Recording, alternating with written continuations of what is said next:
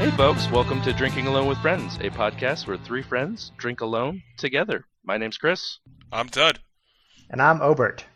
And on today's episode, you will notice that I sound like garbage. Yeah, great audio gold here for our podcast. Yes, I was hoping we got a new friend. Yeah, I was almost replaced. So for some reason, I cannot Plague stay healthy. or Yeah, I don't know. It must be the plague. bubonic or another one? Yeah, I think it might be a worse, like the man plague or something. Oh, yeah.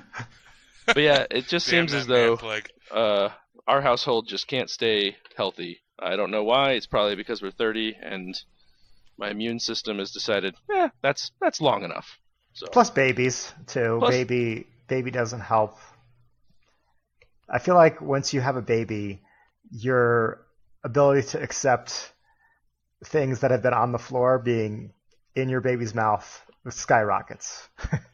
I mean, so it's surprising. Like the first month or so, you're like, oh my god, everybody has to use hand sanitizer and everything, and my cat is now helping us record. Hi, Oren, how are you? Oren, get out, get off. And Special guest episode. Oren. But the first month, you're like, oh my god, everybody use hand sanitizer, this, that, and the other thing. And then around 6 months, you're like, just wipe it on your shirt and it's fine. You can play with it. Basically, as long as it keeps the kid happy, that's what you do. But anyways, enough about me being dying. Tud. Hang on. What? Talking about being 30, I need to tell you guys I have a new injury. Uh-oh. Oh, good. 30 update. Here we go. Injury report. So, I sprained my right ankle. I've never sprained my ankle in my life. And now it's sprained, it's swollen, it's disgusting looking. It's my ankle. Painful? It is painful. And how did you manage this injury? I could not tell you. You don't know, or it's too embarrassing to put into the ether? No. I wish I knew how I injured my ankle. I woke up, I think it was last Wednesday, and I just couldn't walk. Yeah, that's so bizarre. Yeah, and now I have a sprained ankle. Maybe I broke my leg. Maybe that's a thing, but I'm going to err on the side of sprained ankle until proven otherwise. Did you remember to use the acronym RICE? Rest, ice, compression, elevate? Yes. So I read it. I didn't rice it because I didn't compress it, but I rest, iced, and elevated it. So you ride it, I guess? Yeah, rye, however you want to pronounce that. Oh, okay, I got you. I thought you were saying REED, and I was so lost on your acronym. Where the D came from. I was READ, and I had no idea. Well, the D is decapitate, so I decapitated my foot. Now I have no foot. Yeah, I mean, might as well. Once you hit 30, that's it. It's all downhill. That's it. It's the end. I've had more injuries in my year 30 than I did my entire 20s. Well, I can't say that. I've just been sick for the last 2 weeks, 5 weeks, whenever I was in Connecticut. So, besides falling apart, Tud, you went to the largest brewfest in Connecticut. How was that? Yeah, sound effect time. Garbage. Wow. That's a good sound effect. Yeah, glad we got that recorded. Yeah. Yes. We'll make a drop out of that. So, garbage, why? What happened? So, you know how you have Anheuser-Busch and Heineken and Miller Coors, and they go around and they buy, craft beers and breweries. Yeah, I think it's all one company now, right? Yeah. Or two companies? It's three. So you know how they go out and they buy New Belgium, or they buy Elysian Space Dust, or they buy Wicked Weed. Goose Island. Wicked Weed, yeah, Goose Island, you name it. Magic Hat. Yeah. So imagine you go to a brewery fest that you think is going to have all this awesome beer that your state has, because Connecticut has a lot of awesome beer, and not a single one of those breweries is there, because it's all macro craft beer. Oh, that's too bad. Did Yeah, you it sounds now? awful. Did they have an a list of all the brewers going to it? Did you not see, like, there was nobody local there at all? They had like one or two local breweries, and like by local I mean like Two Roads. Like Two Roads is good, but that was local. And then this brewery called Boondoggle out of Wethersfield, which is, their beer's pretty good. It's not anything to write home about, but it's solid, and it's a new brewery. It's just weird because it's put on. From what I found out when I was there, it's put on by the distributors in Connecticut. Oh, okay. So if your little brewery doesn't have a distributor, if your little brewery doesn't have a distribution contract with one of those big distributors in Connecticut, you don't get invited to the beer fest. That really stinks. Yeah, it wasn't good. Well, that's unfortunate. That really sucks. I don't know. I don't know what I would do if I went to a beer fest and it was all, more mainstream macro beers.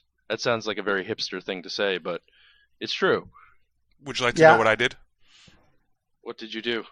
I drove home sober. Wow.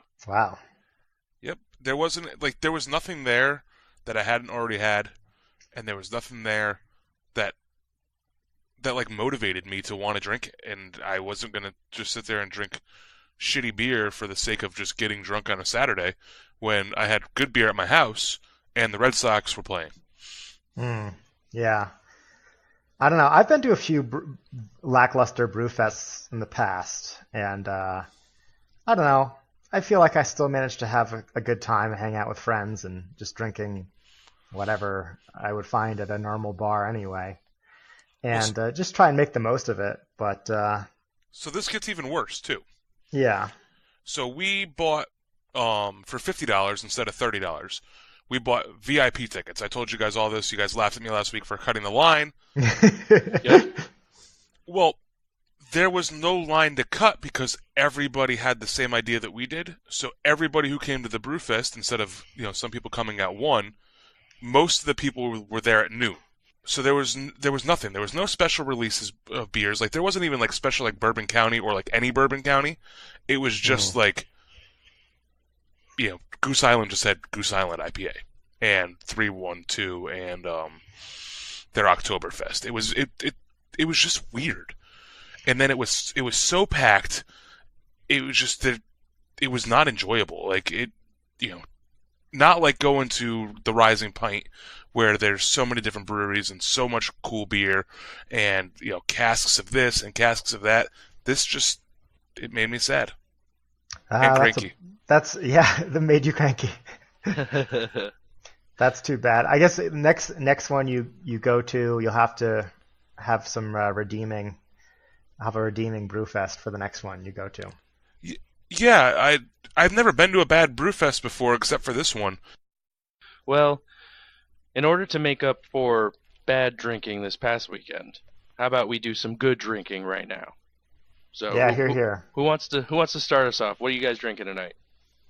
Well, I'm glad you asked, Chris, because tonight I decided to go back to cocktails, and I picked a cocktail that I'd be willing to bet 80% of our listeners have all the ingredients that they need to make it at home.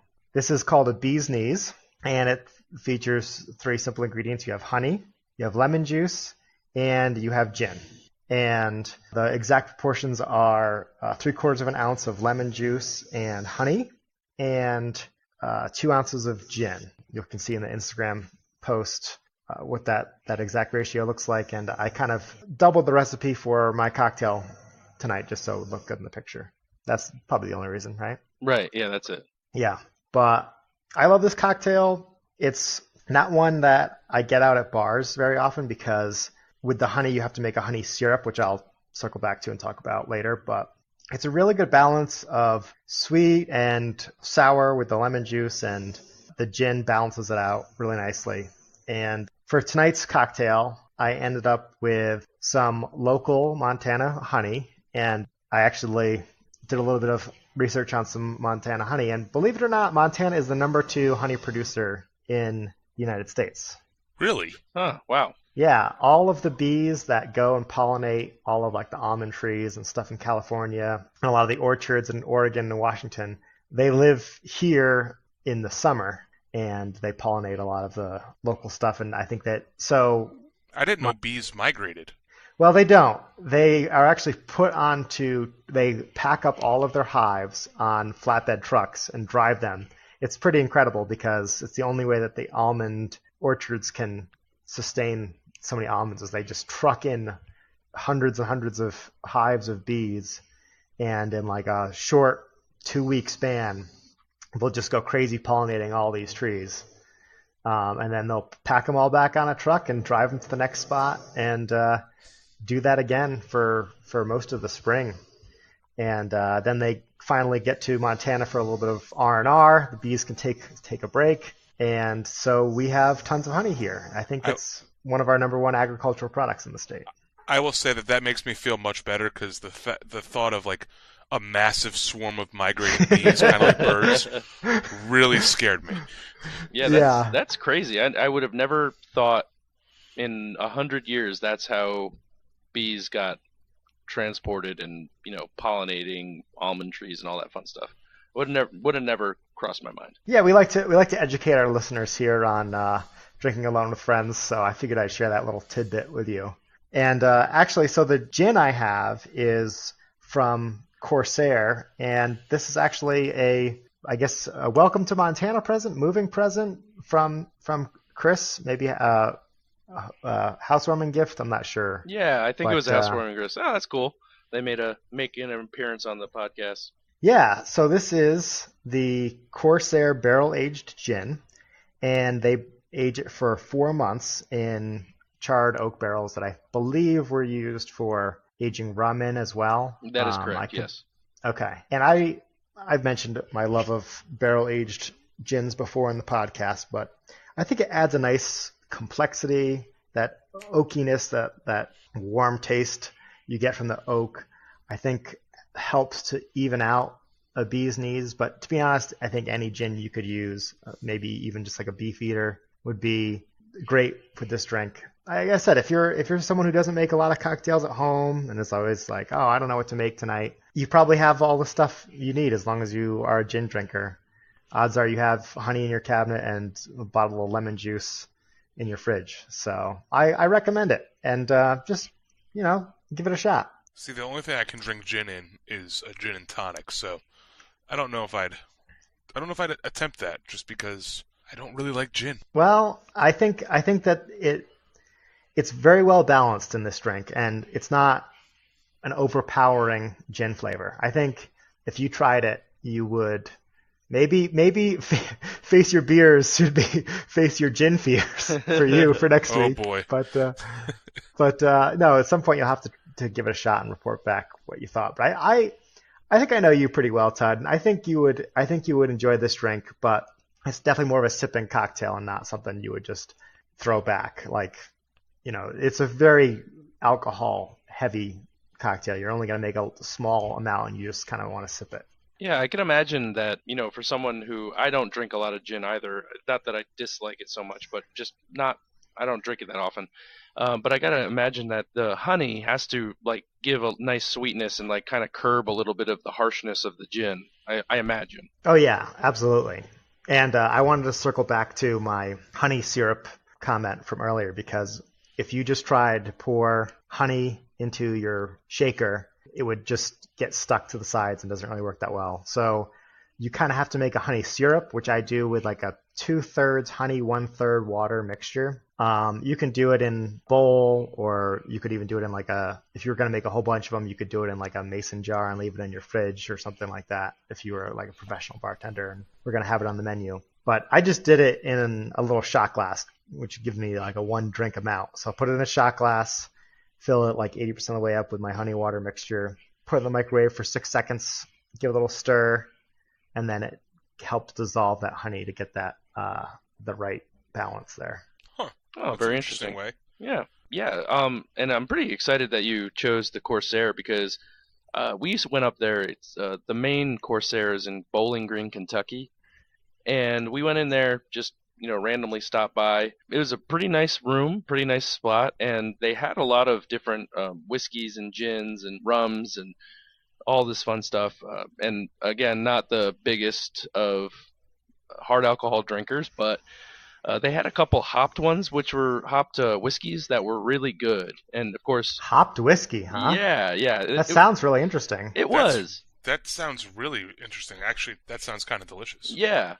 It was the first time I'd ever had something like it, and it was their whiskey, and then they hopped it with a number of different hops. So one was Centennial, and then there was Citra, and I think a Mosaic one. I think those were the three that they had.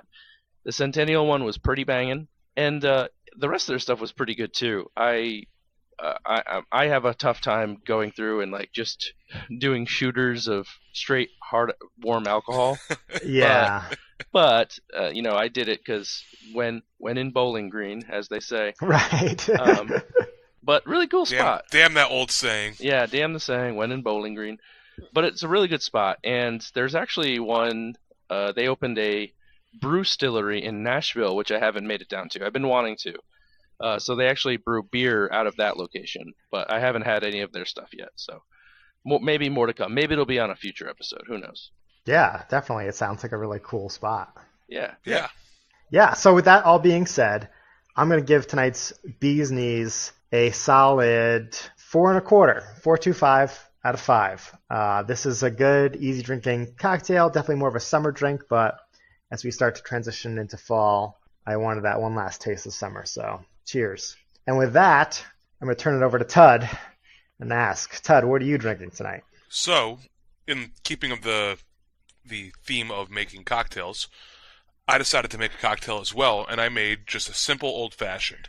But I made it the way that I enjoy having it, because in my experience over the past couple of months, I've really gotten into old-fashions, partly because we started watching Mad Men, and Don Draper drinks old-fashions all the time, so watching a TV show where the guy's constantly drinking old-fashions, I wanted to make them too.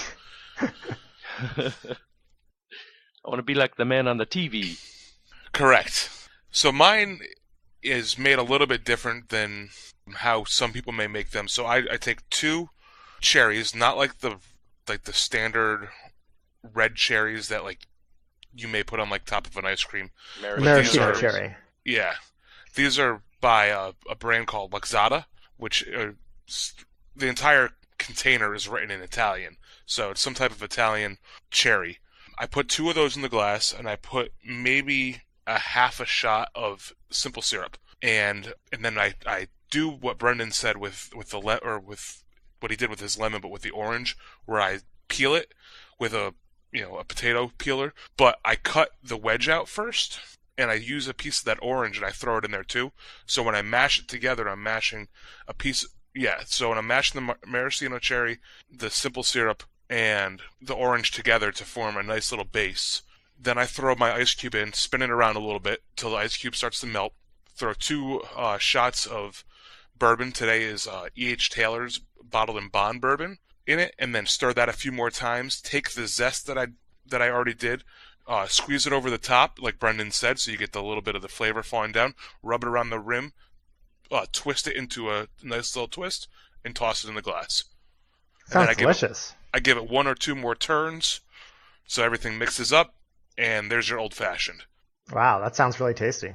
Yeah, I like my old-fashions a little bit on the sweeter side, so usually when I order it in a restaurant, they come pretty much just tasting like bourbon, which I don't mind either, but I like it to have a little bit of sweetness to it to know that I'm actually drinking a cocktail. So with the half a shot of simple syrup, it comes out pretty good, if I do say so myself. That's cool. So wait, what was the brand of the cherries again? Luxata? Luxata. Okay. Yeah. You'll have to post a picture of that because I'm really curious what that looks like. Yeah, definitely. I picked it up in my local package store. Actually, I forgot to mention, and I throw bitters in it as well. But I use Angostura bitters? No, I don't know the name of the brand of bitters that I use, but I know it is an orange brand. So, they're orange flavored bitters, so it goes really well with the orange that I'm throwing in the drink as well. Yeah, orange bitters can add a lot, put a lot into a drink. So that sounds really tasty. That does sound good. And fun fact, I've never had an old fashioned, so I think next time I'm in town, you're gonna have to make me one. I will definitely. one of my favorite cocktails to make, if not my favorite cocktail to make. Nice. So for a rating, I would give this, probably a 4.5 out of 5. I really like my old fashioned. So with that, Chris, I believe you have something special for us today. I do, and by special, he means the only beer on the podcast. Something I didn't know. You guys left me out in the cold, but of course... No, we're all drinking alone with friends together. We are drinking alone with friends. But of course... Oh, yeah. There it is. TM. TM. Put it in an envelope, mail it to myself. I hope, one person gets that reference and, really appreciates it. If anything, I know Obert and one other person does. So I'm drinking a country-style New England IPA from Honky Tonk Brewing here in Nashville, Tennessee. It is double dry hopped, and the hops that are in this beer are Citra, Eldorado, and Simcoe. So I had one in preparation for the show, and I just poured this one like a butthole because I have a bunch of head. Seems to be a theme, but it pours really nice, nice and hazy, as most New England IPAs are. A lot of good smells coming off of it, a nice citrus aroma, as well as maybe a little bit of a pininess, which is a nice mix. While I wait for the head to settle a little bit, I'll tell you a little bit about the Honky Tonk. So Honky Tonk Brewing is down, like I said, in Nashville, Tennessee, and they're all about the music. So looking online, because I haven't been to the brewery yet, again, one of them that's on my to-do list, being in the South, being in Music City, they named themselves Honky Tonk Brewing just basically for that. They wanted to pay homage to the country music scene. I've had a number of their beers, all store-bought, and they're all pretty delicious. This one is probably one of my favorites by them so far. Oh yeah, nice and refreshing. You get a decent amount of bittering at the end, which I love. I love the IBUs. Give them to me all day, all night. I hear that. I couldn't agree more. I'll drink a bitter beer, but it's not overpowering. It's really just enough, and then it kind of sweetens up towards the end, which is really, really nice. Really refreshing. I get a lot of citrus on the front, and then, like I said, it just hits that bitter and then sweetens up ever so slightly at the end. Really, really refreshing beer. Like I said, I had one earlier today in preparation for the episode, as is tradition, and really enjoy it. Really good. 6.5% alcohol, and pretty decent ABV. Yeah, not too bad. I was actually surprised because it is double dry hopped, and normally it isn't a double IPA though, so I guess that would make the difference. But really, really, really refreshing. I really like it. We're getting into, it's supposed to be mid-60s at the end of the week, so it's pretty much stout season almost. And it's gonna be cold. And I just wanted to. I like how you consider 60 degrees cold now. Hey, man, it's a real thing. Yeah, it's supposed to. It's going to be 50s here for the rest of the week, and I think it's snowing in Antarctica where Oprah lives. It was 90 today, so it's been 90 the last 3 days, and now all of a sudden it's supposed to drop to 65 by the end of the week. So I don't know what's happening, but really good beer. Again, Honky Tonk Brewing, if you're listening, keep up the good work. And I will come visit you eventually, hopefully in a couple weeks or months or something. But when I rate this on Untapped, I'm going to give it a 4 out of 5, really solid. And I highly suggest checking them out because I actually have one more in their fridge. It's their barrel aged brown ale, I think it is. I'd have to look. Ooh, that sounds good. Yeah, and I had that one a little bit ago, and that was pretty solid as well. So what you're saying is that you will eventually visit this brewery before you move out of Tennessee? Well, I don't plan yet to move out of Tennessee ever, so we'll see how that goes. But the plan... No, we already convinced you to move back to Connecticut. I don't remember that happening. I have it in writing. No, there's definitely no writing. But I picked this beer because it featured a mystery, sort of, because what hop am I covering? Oh my god. Certainly not Citra, but it does tie into the Citra that Tud covered last week. So today I'm going to be talking about the Simcoe Hop on Hoppy Hour. Ooh. The pun on Happy Hour. Oh, I get it. Yeah, see? That's not the hop I thought you were going to go with. No, you thought I was doing El Dorado? I thought you were going to do... I had no idea where you were going with this. Oh, okay. Yeah. No, so I'm going to cover Simcoe. It is a really, upon reading up on it and like getting a little bit more versed in the hop universe, this is a really interesting hop. It's often described as having a diverse and unique complexity along with a smooth bitterness, which you can definitely taste on the end of this beer. Like I was saying, you definitely get that smooth, like that nice bitter at the end, with a slight bit of sweetness. Yeah, like to me, smooth bitterness is almost a bit of an oxymoron. Yeah, no, it is kind of weird when you think about it. Like, how can it be smooth and bitter at the same time? But it's not like overpowering. It's not like they're trying to go for like crazy bitter. It's just enough, like just enough. But a little bit of background on it. It was developed and created by Charles E. Zimmerman and Select Botanicals back in 2000. In 2013, it was named one of the top 2 most popular hops. And between 2014 and 2015, acreage of the farms in the United States grew from 1,886 acres to over 3,200 acres. So, wow, yeah, it was in high demand. It was hard to get at the time, at least, and they just kept they kept growing more fields, and now it's used. I mean, it's used pretty regularly now. I mean, I've had a number of beers with Simcoe, and I'm sure we all have. Fun fact, I do not like the Simcoe hop. No, you don't? Oh, interesting. What is it that you don't like about it? I don't like the flavor that it gives off. For whatever reason, it's always been my, like, out of like the hop hype hops, going back to a word I used last week. Hashtag hop hype. Hashtag hop hype. It's the one that I can't get behind. I've had fully and I don't mind it when it's tossed in with a Citra or an El Dorado or a Galaxy or a Mosaic. But I've had full Simcoe IPAs, and they just don't do it for me. So I personally find it easier to describe tastes I dislike better than tastes I do like.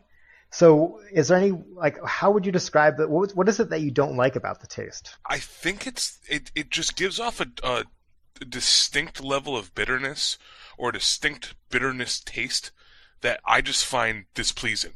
And like we just said with the IBUs, I'm a big fan of bitter tasting beers, but this one, just for whatever reason, my taste buds just don't like the bitterness that it gives off. It's too, for lack of a better term, earthy. Okay, I follow you. Yeah. That's actually really funny because as I was reading up on it, it's described as both fruity and earthy, and that sounds weird. Again, it's a very complex hop when you really think about it, because you get notes of berry, apricot, passion fruit, and citrus, but then you can also pick up like a piney and woodsy earth taste to it. So it sounds. So I think that's what I pick up. Yeah, it sounds as though you pick up that. Whereas I definitely pick up more of the citrusy. Now, it is probably enhanced in this beer because of the Citra hops and the El Dorado hops. That definitely helps. Right. So yeah, it's just got it's definitely a weird hop that's pretty interesting. If you use it to hop with, like I just said, you get those notes. If you bitter with it, which like dry hopping, which I think this beer has as well, is you get the spicy, fruity, and earthy notes. So you get like a good mix of all that. So let me ask, because I thought I liked Simcoe hops, but now after Tud's apparent distaste of them, I'm not so sure. I can't name any beers off the top of my head that I know that prominently feature Simcoe hops. What are some ones that I would recognize? So one of the ones that comes directly to mind is this beer by Hill Farmstead called Dharma Bum. Okay, I haven't been there, but do you have anything more universal? So Ranger IPA has Simcoe in it from New Belgium. That's also with Chinook and Cascade, however. But Chinook and Cascade are very mild, so it's pretty much a Simcoe IPA. Right. Stealing Time from Magic Hat. That has Simcoe as well as Apollo. Double Simcoe IPA, obviously, from Weyerbacher Brewing. That's a full Simcoe IPA. There's a few more I've never heard of the breweries though. So. Well, so I believe and correct me if I'm wrong, Chris. I believe that Dogfish Head, 60-minute, 120, and 90-minute are all Simcoe. Oh, interesting, because I don't like those. I don't either. Yeah. Huh. To me, the thing I don't like about them is hard to describe, but yeah, I get almost like a weird, like lactose aftertaste. Not lactose isn't the right word, but it might be that Simcoe Hop. So I don't know. I'm gonna have to do some follow up on this because I haven't sought out Simcoe Hops before, and I'll have to find out if I am a fan or not. Because it's in a lot of beers, but it's not featured in a lot of beers. I think it's used for bittering in a lot of beers that have other flavors. Yeah, I think it's primarily used for that as well. I think we should issue a challenge to our listeners for them to all go out this week, try an IPA that's predominantly Simcoe, or any beer. I mean, I guess it doesn't have to be. It's predominantly going to be an IPA, so try an IPA that's predominantly Simcoe, and send us your thoughts. Yeah, that's a good one. Yeah, by all means. Or if they've had one in the past. Right. If they can think of an example that we missed, or one that we'd all know of, or if I'm wrong about the 60-minute IPA, let me know. I really want to know, I'm sure Willie Brew has done... I want to know what love is. I'm sure Willie Brew has done a Simcoe IPA that I've had before. They're my go-to for my whole palate because I've had every one of their beers, and they have a pretty wide range of, if you had one of those palette wheels that they have of all the IPA styles, I'm sure that they have something in every corner of it. And I'd like to know which of them that I like and which that I don't like are more of the Simcoe variety. What's really funny is that every time I go to Willie Brew or think about Willie Brew, I think of you, because I know that it's like one of like your favorite or standard go-to breweries. It is, and you know what? When I went back for my visit in Connecticut, it was like my folks were like, "Oh, do you want to go to Willie Brew for your birthday dinner?" And I was like, "No, we'll stay close to home." But now that I haven't been, I'm like, "Oh man, I really, thinking about their beers, I miss it there. It's a good place, and it's a great brewery." Nice. So, thus concludes Hoppy Hour, a pun on happy hour. I hope you've enjoyed our learning segment over the last few weeks. We'll probably take a little bit of a break and get back to it a little bit later, but I certainly learned a lot. Bye, Hoppy Hour. Yeah, bye, Hoppy Hour. It's been fun. No, it's actually been it's been a really good. I've really enjoyed it. I've learned a lot about different hops, different beers, just in the last few weeks, and it's been good. We'll definitely bring it back. We'll bring it back. Yes. Oh yeah, absolutely. There's so many more favorite hops of mine that we have to discuss. So I was driving the other day, and you guys would appreciate this, and no one else will, but I'm going to tell it anyway. So I was driving the other day, and I was in a left turn lane, and there were two left-hand lanes, right? Two left turn lanes. And my GPS was like, oh, turn left, and then basically take an immediate right. And I was at the front of the line of cars. And I was like, oh, crap, I'm not going to be able to make it over. I drive a Prius, just for the listeners out there. Drive a Prius. So we could just get the visual. Can I ask what sports car was in the lane next to you? I don't even remember. I don't think it was. Chris, it's a podcast. You can say whatever you want. No one will know. It was. Oh yeah, right. It was a fast car. And wow. Insert fast car here later. Maserati. It was a 2019 fast car. Ferrari. And Corvette. Viper. No, I'm sticking with it. Anyways, fast car in the right lane. I was like, oh man, I'm not gonna make it. Then I remembered, every Prius comes. Well, maybe not every Prius. My Prius comes with a certain button that you press only in these kind of scenarios. In case of emergency, break glass. In case of emergency, press red button, and that red button is power mode. So I love power mode. I had to put power mode on, which, just so anybody who drives a Prius, or if you don't know, or doesn't drive a Prius, doesn't know. Power mode basically just makes it accelerate like a slower car. So I threw it in power mode, and we zoomed right in front of 2019 fast car, and needless to say, I was able to get over, and it was really exciting.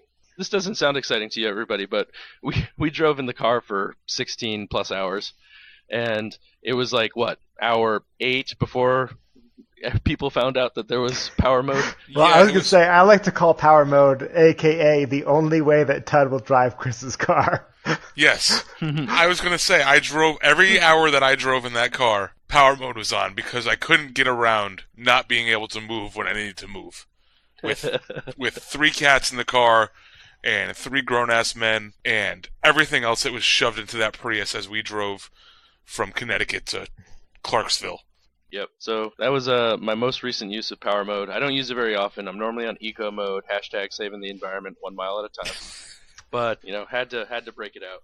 What's really funny is that most people would think that I drove like a really like inefficient car. But the Dart's efficient in gas. It just has a little bit more power to it than the Prius. No, nothing has more power than the Prius in power mode. Well, as long as power mode. It has the power of electricity, Tud. Yeah. So we got a few letters in the mailbag over here, Ooh. as you can see. Yeah, but unfortunately, I think we're running a little long, so we should probably save them for next week. But if you wrote in, thanks, and we'll definitely get your questions and comments next week. So with that sorry, being people, said, we like to talk too much. Yeah, we do like to talk. I and, know, right? If you have any questions or recommendations or whatever, send them into the email. Follow the email, dawfpodcast@gmail.com. Of course. Hashtag. And we'll just compile them all and do them all next week. So we'll knock them out. Yeah, that sounds like a good plan. So you know what that means. It's time for our 3 handles on our Frosty Mug of Wisdom. I think I'm going to go first this week. We actually coalesced around a theme for the week. The theme is, as you're about to find out, food. Because I'm going to recommend a nice autumnal food, and that's spaghetti squash. Nice word. Oh, thank you. Yeah. Autumnal. It's autumnal. Yeah. Well, Chris, you kind of inspired me, and Tud, I know you've been trying to be healthier too, but with Chris, how many pounds you've shed in the last couple weeks, I'm like, you know what, it's time for me to join my friends and start getting a little healthier, especially as we get to these cooler months. So I'm like, cut back on the carbs. Let's do #30. #30. Ugh. But I'm like, let me do spaghetti squash for dinner tonight. So that's what I'm going to do. I have a somewhat healthy recipe. It's like spaghetti squash with bacon and cheese melted in and Real pasta. No pasta, but I love roasting that spaghetti squash. And if you've never had it before, I recommend you try it out. It doesn't taste like spaghetti, but it tastes pretty good. Yeah. that could be their motto. #fun fact. I have a food allergy to squash. Oh, you do? I do. Is it like all gourds or just squash or just like? It's all gourds. It's squash. It's pumpkin. Squash, zucchini, and pumpkin. What? Oh man. Yeah. This is a new 30. This is a new since I was 30 thing as well. Oh wow. I went and got a food sensitivity test, and squash, pumpkin, and zucchini, all out. No more pumpkin pie. It's my favorite thing too. Is it really? Yeah, at Thanksgiving, it's probably my favorite thing to eat. That's absolutely devastating. So without getting into too many of the details, have you had any negative reactions to it? No. Well, then just keep not eating that I know of. Not that I know of, because since they told me I couldn't eat it because I was sensitive to it, I haven't had it. So I don't really know. I think the only way to overcome it is to just keep eating it until your body builds up a tolerance to. Right. It's like spicy foods. It's like that's how I treat allergies. You just keep exposing yourself till your body forces it to deal with it. Yeah, you get desensitized to it, and then you're fine. Ah, there we go. So, Obert, I know this is like a squash cousin, but the acorn squash, I don't know, are you a fan of those? Oh yeah, acorn. I love a good acorn, a butternut, a patty pan squash. Any. Wait. What was the last thing? Patty pan, or as I like to call them, UFO squashes. Yeah, it's like speaking Chinese to me. I don't know how to spell patty pan. I'm going to guess. I'm going to say it's PATTYPAN. Google that real quick while we're on the podcast with the blazing fast internet. Yes. Patty we'll cut pan this all out. Squash. What the hell? See, it's like a UFO squash. It's basically. it's like a. You know what it reminds me of? It reminds me of a Pokemon. A Pokemon? Chris would know better than me what Pokemon it was, but it reminds me of. Okay. Is it like a Gloopin? A Gloppin? Glopin? Gulpin? You know, that famous Pokemon Gloopin. This has to stay in the podcast, by the way. The Gloopin? Chris, Google patty pan squash. Oh, by the way, did I spell it right, Ted? You Yes. did. It's 2 words, but yes.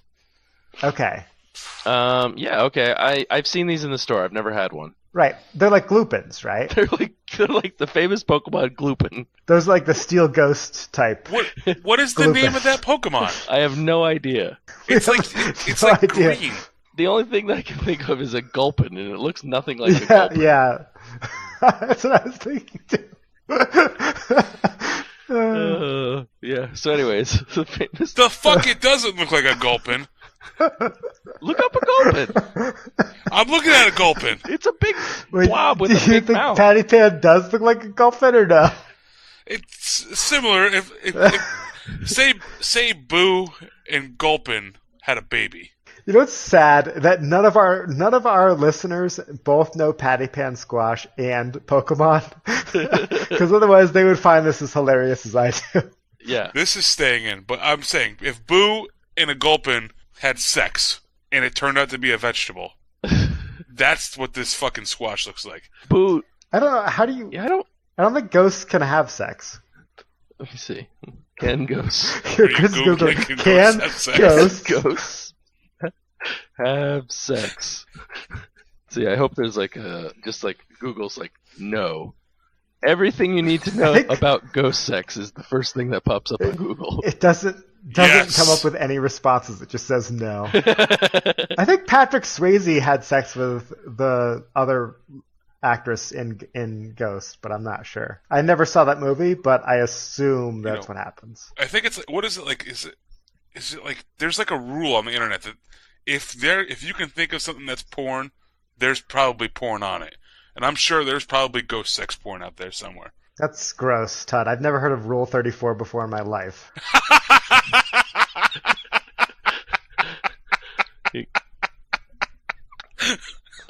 Yeah, so yeah, you can definitely Google's amazing. Like I type in can ghosts have sex and in 0.43 seconds I get 43,200,000 results. Like how's that possible? I bet you by the time that you had can ghosts have typed in, it already knew to put sex. Oh yeah, Probably. It's also called spectrophilia, so that's the Ooh, sexual I like how attraction there's to the ghosts. Latin name for it. so Yeah. there's a real condition with people who love to have sex with ghosts. It's an attraction to ghosts or sexual arousal from images in mirrors. Interesting. Oh, okay. Well, I could see, like, from the Latin standpoint, how spectral means, like, ghosts / images. But, yeah, I don't think those two are the same things. Like, I can't imagine the people who get turned on by those, the fantasy hotels with the mirrors on the ceiling are Yeah, also yeah. people who are like, you know what really turns me on? Casper. He's got all the right curves in all the right places. It's just all curves. Casper, the very friendly ghost.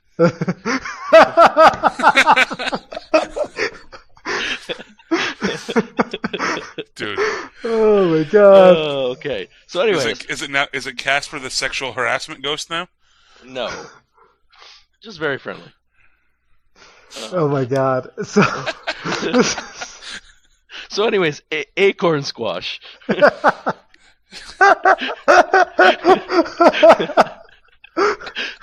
Clearly, how this whole thing started. Acorn squash. You take it, cut it in half, throw it on a baking sheet. Butter it up with some cinnamon and stuff like that. Roast it for about an hour, and then you put some crumbled sausage, fry it up with cinnamon, onion powder, stuff like that, and then you put it inside the acorn squash. Bomb. Awesome. wow. I was laughing until you said sausage, and then I immediately was like, "Wow, this is a delicious recipe." And that It's really stirred me good. up real quick. It's really It good. sounds really tasty. Yeah. I will say Like that an an acorn squash does not look like a Gulpin and Boo had sex though. Very Like true. andouille sausage, or what are we talking here? No, I use regular Italian sausage. The hot kind or the sweet kind? I like the sweet kind. You could probably do it with the hot kind. Oh, you got to do the hot kind. Well, I mean, the hot and the sweet sounds like a good contrast. It sounded like Casper again. We can't do this. What do you mean? Hot and sweet. Can't do this. Yeah. All right. Everybody knows that the hot Italian sausage is the best kind of Italian sausage. I don't know. Yes, I agree with that. See, I disagree. I don't know. What would you say your guys' favorite tubular meat is? I think it's got to be sausage, right? Like. Okay, well, I mean, like, I really like Chris's dad introduced me to Chinese sausage. That was really good. Chinese sausage is pretty solid. I think hot Italian sausage is my favorite tubular meat. So there's a place up in Connecticut in New Haven. I can't remember the name of it right now, but they sell Georgia Hots, which is like a spicy hot dog sausage bratwurst thing, and they're amazing. Like, if my old ops manager listens to this, he knows what I'm talking about. But yeah, they're really, really good. That's probably my favorite tubular meat. It's weird that you can't find that in Tennessee, much closer to Georgia. I haven't looked very hard, but I know he would always go up to this place in New Haven and be like, "Hey, I'm heading up. Do you want me to grab some Georgia Hots for you?" I'm like, "Yeah, that's couple true. cases. Yeah, please." Huh? Yeah, I've never even heard of those. Yeah, they're really good. So wait, Ted, what's your favorite tubular meat? It's got to be some type of hot Italian sausage. Probably capicola or Pepperoni. No, I don't like Pepperoni's I good. hate pepperoni. Oh. You hate pepperoni? Yeah. One of our listener emails says something different, but we could talk about that next week. Yeah, I'll tell you, pepperoni is. I know the listener email you're talking about, and I was supposed to give a shout out to this. Our beer fest did not end with 1,000 different types of pepperoni pizza, either. Pepperoni is just. I like pepperoni plain on a pizza. No, thank you. Okay. Yeah, so that's my little rant on pepperoni. But anyways, yeah, so it's got to be either capicola or prosciutto or something like that. Probably is my favorite tubular meat. I don't think prosciutto comes in a tube. Soupy. Oh, yeah, there you go. Oh, soupy. That's what you're looking soupy, for. okay. Yeah, soupy's That's really the word I'm good. looking for. Soupy is good. Yeah. Okay, with that, we have to move on. I have to turn over to the next handle. I'm passing the mug. So you guys did, acorn squash and spaghetti squash. And I know the theme is food. So I'm going to shout out to something completely off the rails and a very unhealthy spot. Is Hermans Diner in Colchester. It's this little shack. There's probably 4 tables in the entire place and just the breakfast bar. This place is cash only, and they do breakfast probably better than anybody else out there. And that includes Charlene's. Just putting it out there for those local Connecticut people who know what Charlene's is. Herman's might be better. Those are some strong words. It is, and I mentioned it to some people this weekend, and it was almost fighting words. So you can tell how much, how people feel about Charlene's up here, which is, in all intents and purposes, fantastic. But Herman's might actually be better. They do really good breakfast, but on top of that, they make their own muffins every day, too. So they have homemade blueberry muffins and homemade chocolate chip peanut butter muffins and raspberry white chocolate, and there's 1,000 different flavors, and they'll grill them up on the grill for you along with your food. Oh, it's fantastic. Oh, I love a grilled corn muffin, but all those other fancy muffins sound equally tasty grilled. Yeah, that sounds pretty amazing. My favorite is the chocolate chip peanut butter muffin. Oh man. Wow. I want a muffin so bad right now. Yeah, it's delicious. That place, we went there on Saturday before the Brew Festival, and it can't get any better. The breakfast is just phenomenal. So what do you get when you go there? Is it do you get a 2-egg, 2 toast? Is a muffin part of any of their combo meals? It is not, but it's $2 for a muffin. Okay, so you got to do it. Yeah, and they're the size of my fist. That's a good sized muffin. Yeah, so they're pretty big, and their breakfast, their 2-egg breakfast meat, home fry, and toast platter is $3.50. Holy crap! Yeah, I don't know how That's they make a great money deal. on it. When you get an omelet, things return back to the 21st century where they're $8 an omelet. But for $3.50, you can get 2 eggs, home fries, 2 pieces of toast, and your choice of breakfast meat. It's fantastic. Wow, that's really. I guess to be fair, that food is all pretty cheap to make. Like an egg is 20 cents to buy. True. Yeah, I lived in Colchester for 5 years, and I don't know if I ever actually ate there. I was there once. I don't remember if I ate or not. So, I guess I missed out, my friend. I guess I did, but I guess I'll pick it up then. I guess I'll steal the mug from Tud. He's been drinking a little too long. Yeah, it's enough. That's enough of the frosty mug for you. And I just want to throw an app that actually Obert introduced me to, so props to Obert. But it's called MealLime. So MealLime, like the fruit, and but with one L, right? I think so. I don't even remember. Yeah, it's MealLime with just the one L shared. Just the one L shared. Yeah. And what you do in this, it has a bunch of like preloaded recipes, and it's a lot of stuff that you would never in a million years think of cooking. So, there's like a zucchini noodle, like Thai peanut sauce chicken dish that's comes to mind. That's like really, really delicious.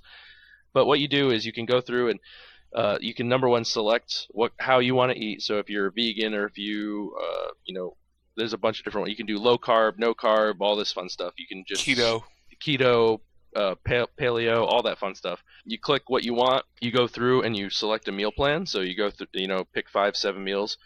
And then what it actually does is it compiles a grocery list for you. So if you make 5 squash recipes, instead of writing it down yourself and be like, okay, I need exactly 17 squash. It does 18 patty pans. 18 patty pans. Gulpins. It actually does it all for you. So all you do is you bring your phone to the store and you go through and you click things off. Pretty neat app. We started it when we actually moved down to Tennessee, and definitely helped. Number one, you learn how to cook. If you don't know how to cook, like I didn't. I still am not great, but I know more than I did. And you get to try all this stuff that you probably would have never thought of otherwise. And it makes shopping easy. If you don't suck at shopping, I suck at shopping. But it makes shopping easy if you're good at it. So, but pretty neat if you check it out. As always, we'll throw links in our show description for our 3 handles. And but I would suggest checking it out. Really helps keep you on track, keep you honest if you're trying to eat better. Yeah, to follow up with that, and I know we're run long, so I'll keep it quick here, but I really like it because I, like you, also suck at shopping, and it puts all of the ingredients categorized by what it is. So it's like, okay, produce section. Okay, I need 17 acorn squash, 15 patty pan, 13 butternut, and then, it's like, okay, now I got to go to dairy, and it has it all separated by categories. And also, what I really like about it is when you're cooking, the steps are really logical in the fact that it will say something like, okay, 1, preheat the oven. 2, which I think that's pretty standard, but 2, start sauteing this, and then while that's cooking, start chopping this. So I'm not the most efficient in the kitchen normally, and the way the recipes are laid out really has you doing a lot of different steps simultaneously and cooking a good meal pretty efficiently. See, and as somebody who knows how to cook pretty decently, I think, if I do say so myself, the feature I enjoyed most was the shopping list part of that. That's by far the best part for me, because I hate going to the grocery store, and anything that helps me get out of there quicker, the better. Yeah, so I think this is one handle that all 3 of us can hoist, is MealLime. If you take one thing away from today's episode, check out MealLime. They're a good app, and we all apparently have used it and enjoy it. Yeah, and hashtag tell them to sponsor us.